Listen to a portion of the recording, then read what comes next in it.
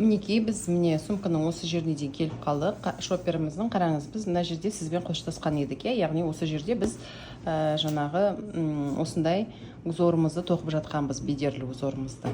Және осыны біз қанша сантиметр тоқимыз? Қазір сіздерге көрсетемін. Мен тоқыдым 7-ден аса 7,5-дай 8, яғни 8-ге жақын тоқыдым. Міне. Содан кейін 7,5, одан кейін мына узорға жаңағы основной біз бастадық қой, сол узорға қайтадан түсесіздер. Сөйтіп, барлық ұзындығы, биіктігі шамамен менде міне түбін әдейі осылай кіргізіп қойдым, анық болу үшін. Түбін кіргізіп тастадым, чтобы түсінікті болу үшін, қай жерге дейін қанша тоқитынымыз туралы. Бізде сонда 31-32 сантиметр болады екен. Міне. Бұл жерде негізі ені мен мынау бәрі бірдей, просто бұлай видеоға түсірген кезде мына жағы биік болып көрініп жатыр, міне. Негізі бұл төп төртбұрыш. Тура төп төртбұрыш. Просто видеоға түсірген кезде солай көрініп жатыр, міне. Қараңыз. Хотя міне төп төртбұрыш негізінде. Өйткені біз мына видео алыстау болу үшін 0,5-пен түсіріп жатырмын, сондықтан солай көрініп жатыр. Негізі бұл төп төртбұрыш. Кәдімгі төп төртбұрыш болады. Так, биіктігі мен жаңа айттым 32 сантиметр, ені где-то 36 сантиметр. Мен әдейі осындай кішкене широкилау болсын деген, ыңғайлы болу үшін. Жақсы, енді мысалы өзімізге қажетті мына жерден өткеннен кейін біз шамамен 17 сантиметр тоқыдым. Так, басында бізде міне 7 сантиметр, сосын мынау да шамамен 7 сантиметр, 7 сантиметр, және мынау бізде 17 сантиметр болды. Енді біз ручкасын тоқимыз. Ручкасын тоқу үшін не істейміз?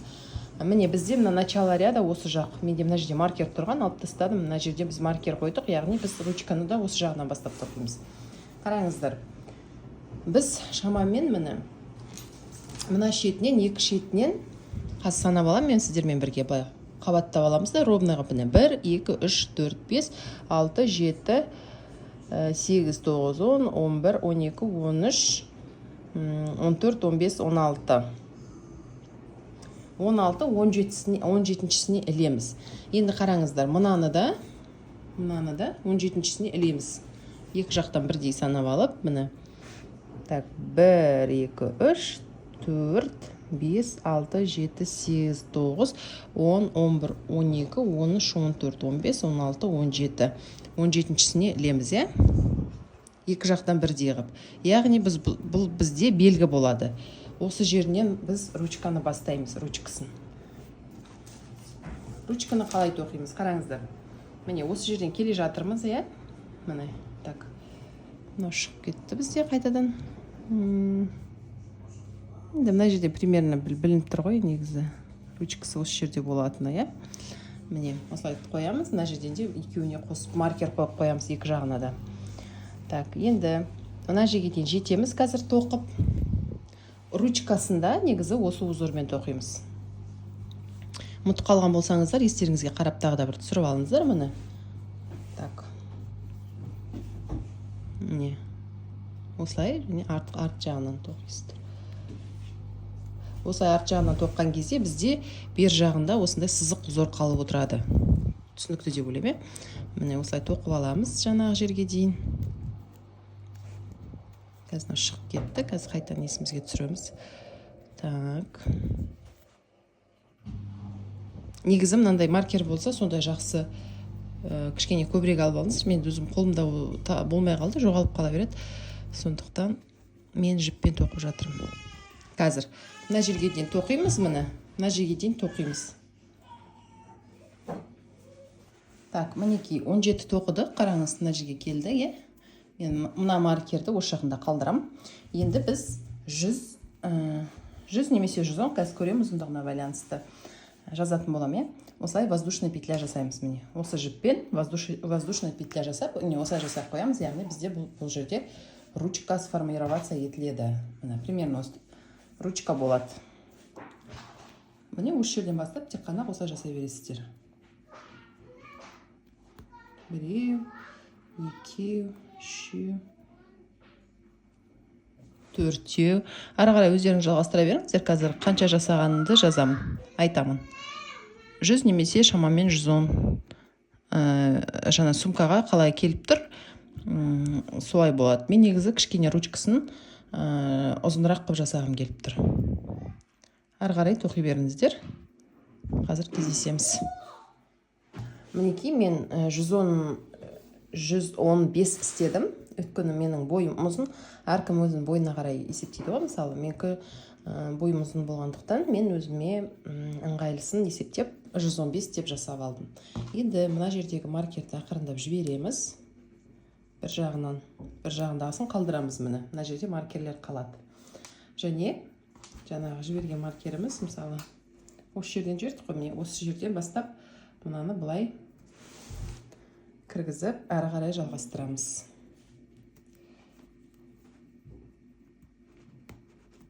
Енді әрі қарай жалғастырамыз. Артынан жаңа узорымызды әрі қарай жалғастырамыз. Узордан кетіп қалмаңыздар. Яғни міне осылай. Так. Көбейтіп қояйын, міне осылай. Артынан осылай тоқи береміз. Сөйтіп осылай тоқыған кезде келесі маркерге дейін тоқисыз. Мына жерге дейін тоқисыз. Міне осы жерде мына жерге дейін тоқимыз. Сол жерге келгенде кездесеміз қайтадан.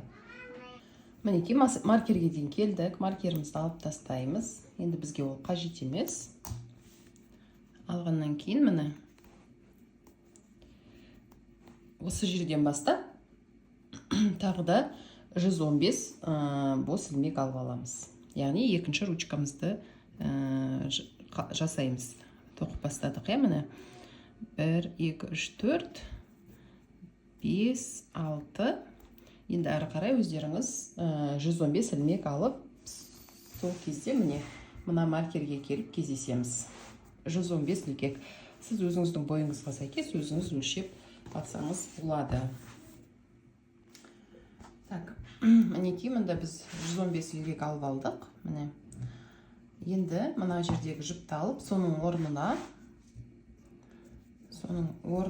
міне мына жерге ілеміз.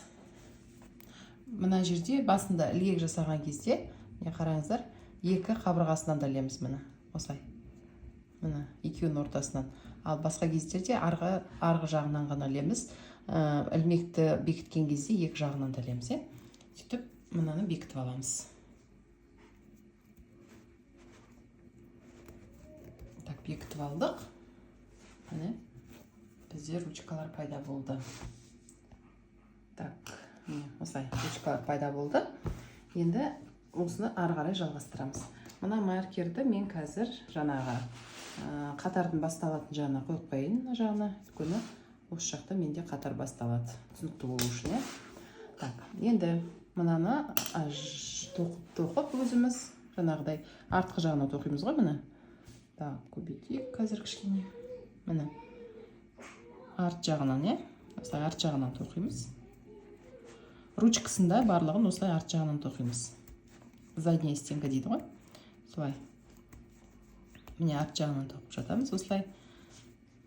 Осылай мына жерге дейін тоқимыз. Мына ручканың басталатынына дейін. Осылай тоқып шығамыз. Мінекей осы жерге келді. Қараңыздар, міне бізде бұл қатардың басы ғой. Бізде екінші қатар басталып жатыр деген сөз. Мына артқы ручканы артына қойып қоямыз, мешать етпеу үшін. Осы алдыңғы бірінші ручкамен жұмыс істейміз. Бұл жерде маңызды нәрсе, қараңыздар. Міне, мына жерде соединять етіліп тұр ғой, кіріп тұрған. Сонымен мына қасындағыны, міне, қасындағымен мынаны бірге тоқимыз. Ол қалай болады, қараңыздар. Бұлай, артынан, бұл жерде де артынан болады. Узорды жалғастырамыз. Осылай ұстап тұрамыз да, екіншісінде. Осылай артынан. Және үшеуін бірге жасаймыз. Барлық жерде емес, тек осы мынаның бұрышында. Яғни бізге уклон жасау керек қой, уклон жасау керек. То есть кішкене қисайып тұру үшін ручкамыз былай түп-түп болып қалмай, кішкене иіліп тұру үшін жасалады. Тек осы жерде жасалады. Және мынандай түптерінде, то есть міне соединять етіліп тұрған жерлерінде осылай жасаймыз. 4 жерде де, барлық ручкаларының түбінде. Яғни ручкамыздың түбінде осылай жасаймыз. Осылай жасаймыз, әрі қарай қалай тоқыдық мына узорды, солай жалғастыра береміз. Ол қалай болады? Қараңыздар. Қарап аламыз. Оң жағын өзімізге қаратып аламыз. Осылай тұру керек. Артымен емес, арты бұжыр көрдіңіздер ғой, алдымен. Және соның кәдімгідей бүйтіп іле береміз. Осылай іліп шығамыз. 115 болды ма, сол жаңағы өзіміздің айтқанымызда ілініп шығу керек барлығы. Мына жерде ғана, яғни біз кішкене угол жасадық, бұрыш жасадық. Яғни біздің ручкамыз бүйтіп түп-түпіш болып қалмау үшін осылай кішкене уклон жасаймыз. Сонда бізге бай ыңғайлы болады, әдемі. Барлық қатарда осы жерде мынау ручканың соңында, мына ручка ғой мысалы. Солай және мына жағында да солай. Мына жерінде және артында мына жерінде. Яғни сөйтіп жасап. Мына жерде біз жіпіміз қосқан жеріміз ғой, иә, сондықтан торчать етіп тұр. Бұны сіріңкемен, зажигалкамен күйдіреміз, оны сосын айтамын, әзірше тығып қоя береміз. Так, осылай жасап шығамыз. Онда осыны самостоятельно тоқи береміз, осылай оң жағын қаратып, міне оң жағын қараған көрініп тұрған шығар, және мына бұрышқа келген кезде жаңа бұрышты тағы да бір көрсетем. Содан кейін дальше өздеріңіз самостоятельно жасайтын боласыздар. Осы жерге келгенде тағы да бір мұқият көріп алыңыздар. Мында тағы бір нәрсе көрсетіп жіберейінші, міне бүйтіп қарап аласыздар да, қараңыздар. Мына бір шетінен. Бүйтіп. Осылай тоқи бересіздер ғой, міне. Түсінікті да? Әдейі қайталап көрсетіп жатырмын, шатысып кетпеу үшін. Өзіміздің қолымыз жағындағы шетінен тоқи береміз.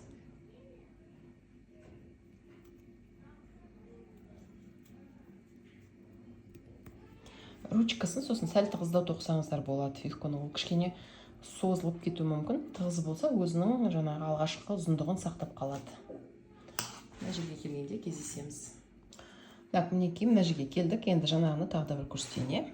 Яғни бізде мынандай бұрышымен соединяться етіліп тұрған, яғни бірігіп тұрған бұрышымен екіншісінің ортасында сокращение болады. Яғни арғы жақ бетіндегісін аламыз, міне біреу. Және екіншісінен екеу. Және осы үшеуін бірден іліп аламыз. Мына осылай. Түсінікті деп ойлаймын, әрі қарай қайталай береміз. Яғни мынау бізде бұрыш, яғни мына жерде бүйтіп жуан болып тұрмау үшін жасалатын арнайы техника. Сөйтіп барлығын жасап шығамыз, және қайталай береміз. Осылай оң жағынан және мынау қарап тұрғанда соның екіншісінен, то есть міне мынаның артынан алып отырамыз. Ручкасында де мынау узор сияқты бірдей болады. Мынау да бірдей болады. Та бір екеуін көрсетіп жіберейін.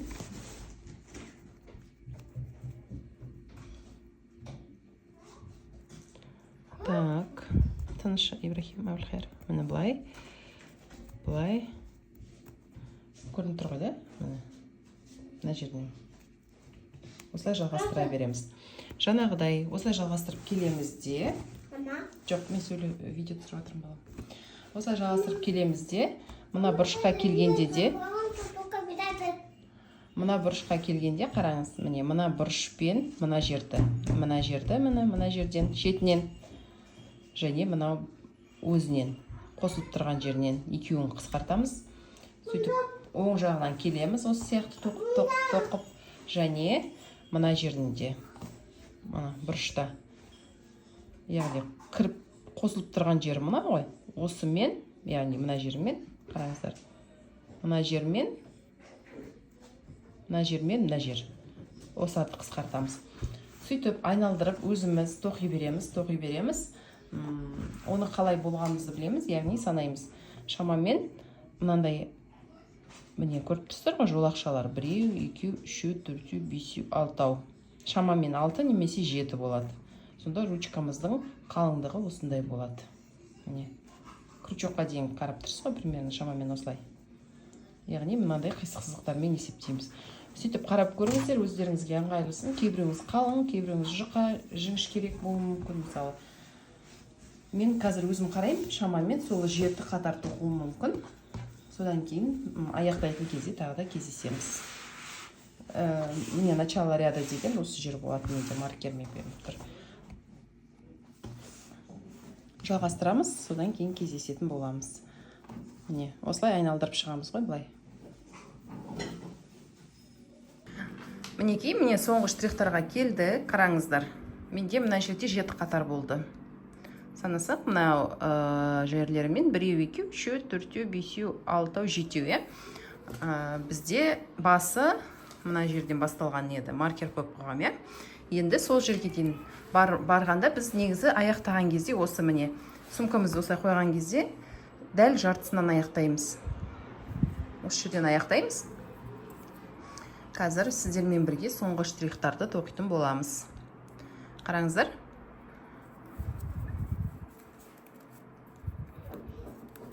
Так, мінекей осылай.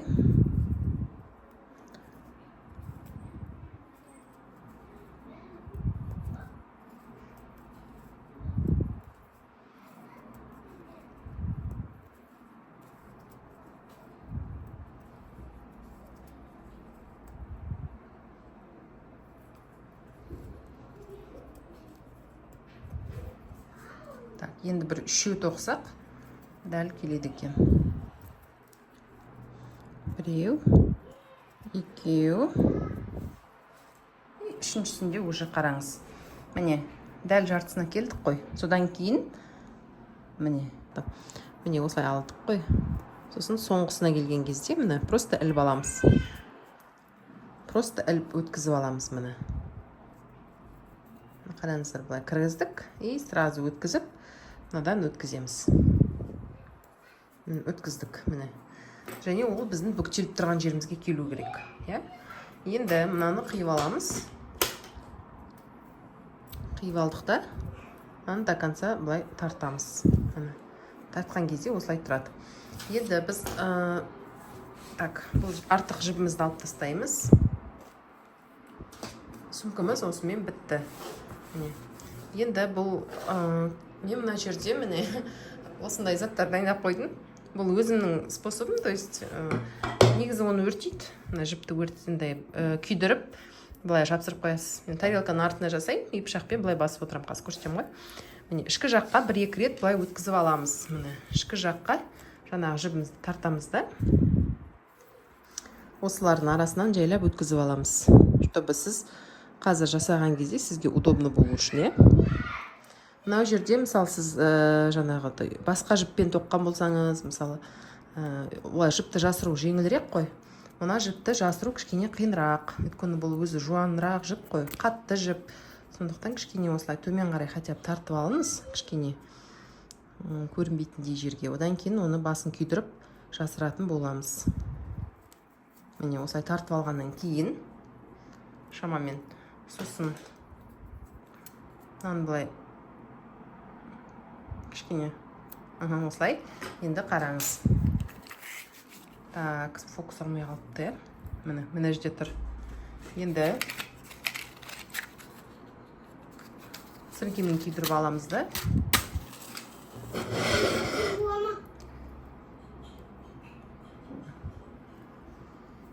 Так.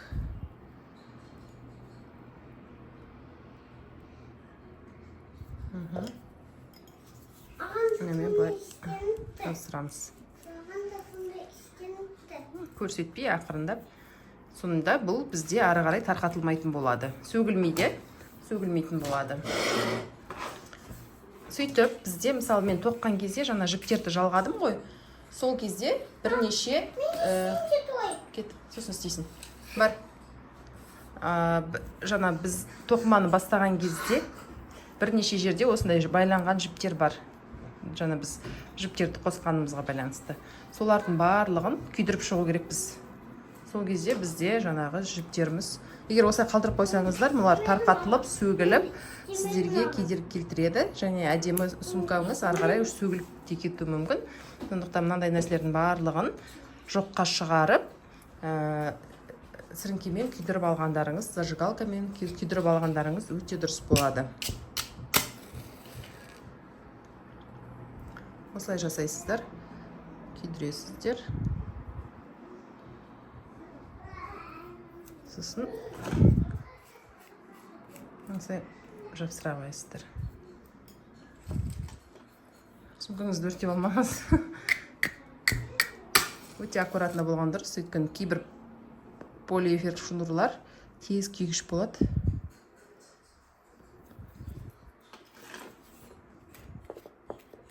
Мен осылай басам, сонда точно уже нетілмейді, ашылып кетпейді. Так, тағы бір жерде бар ма менде қосылғаны? Ана жерде бар екен.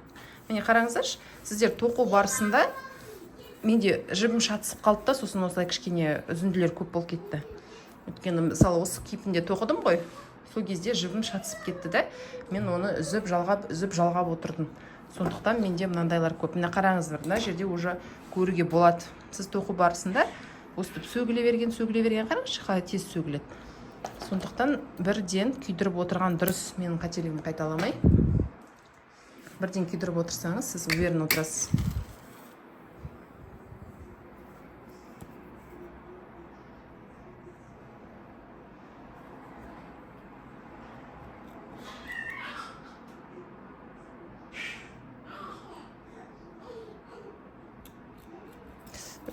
Қолым күйіп бара тұр.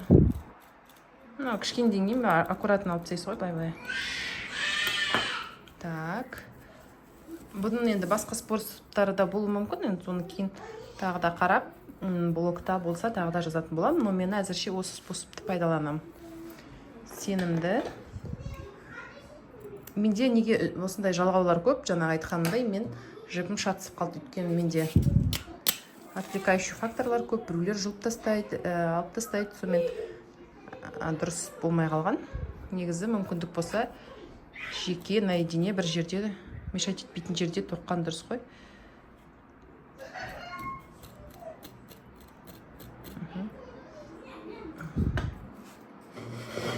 Сөмкені қабай отырмын. Так, енді мына соңғысы қалды менде. Мына жерде уже ашылайын деп қалыпты, көрдіңіз ба? Уже ашылайын деп қапты. Уже бір жағы шешілсе, уже кетеді екен. Міне, сондықтан мынандай шнурларға сенім жоқ. Оны сіз просто осылай байлап кете салсаңыз, уже жүріп жүргенде бүйтіп ашыла береді, қозғаған сайын ашыла береді, немесе сөгіле береді. Сондықтан мен осыған кішкене тоқтап, внимание беріп, уақыт алып, сіздерге көрсетіп жатырмын.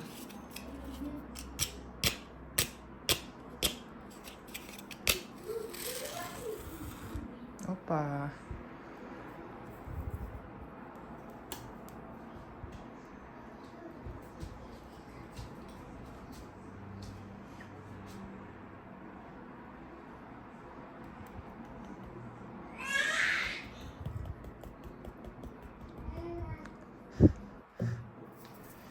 Болды? Болды. Соңғы штрихтарын жасадық. Енді басқа бізде жіп жоқ. Қарап аламыз. Соединение жоқ қой деймін, кажется, болды уже.